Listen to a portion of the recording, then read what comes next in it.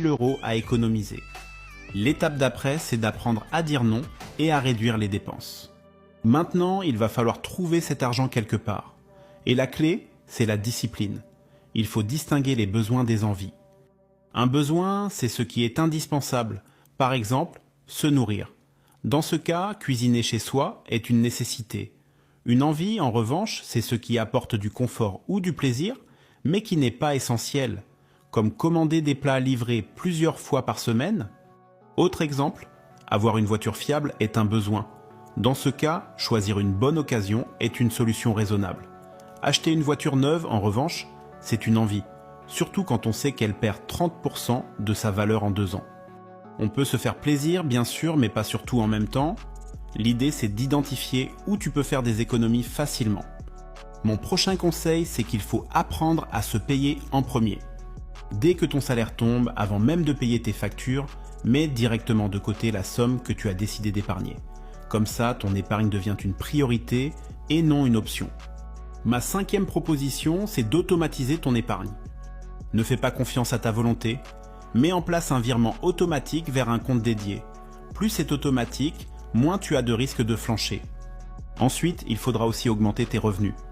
Pour aller encore plus vite, pense à générer un complément de revenus. Que ce soit une activité en freelance ou la vente d'objets dont tu ne te sers plus, tout est bon à prendre. Tu peux également envisager des revenus passifs comme l'investissement en bourse, l'immobilier locatif ou encore le crowdfunding.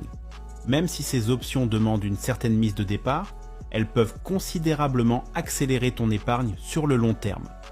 7e conseil, il faut suivre tes progrès et ajuster si besoin. Épargner, c'est aussi une question d'habitude et de suivi. Mets en place un tableau de suivi ou une application pour noter ton évolution chaque mois. Si tu vois que tu es en retard sur ton objectif, analyse pourquoi. Est-ce un manque de discipline ou une dépense imprévue? Ajuste ton plan si nécessaire. Le conseil suivant, c'est de transformer l'épargne en un jeu. Pour rendre cette démarche plus motivante, transforme ton épargne en un challenge. Fixe-toi des mini-objectifs et récompense-toi lorsque tu les atteins.